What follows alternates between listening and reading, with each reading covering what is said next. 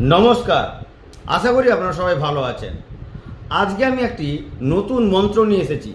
এই মন্ত্রটি আপনারা রোজ রাত্রে ঘুমানোর আগে করবেন।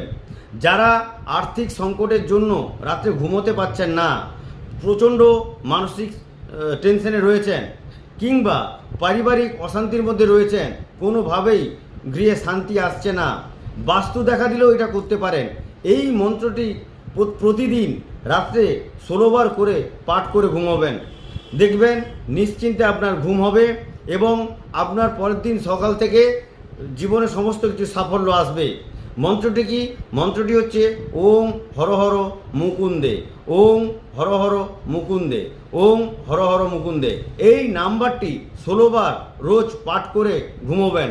দেখবেন আপনার সার্বিক উন্নয়ন হবে, পারিবারিক অশান্তি কাটবে এবং আর্থিক সংকট থেকে আপনি মুক্তি পাবেন।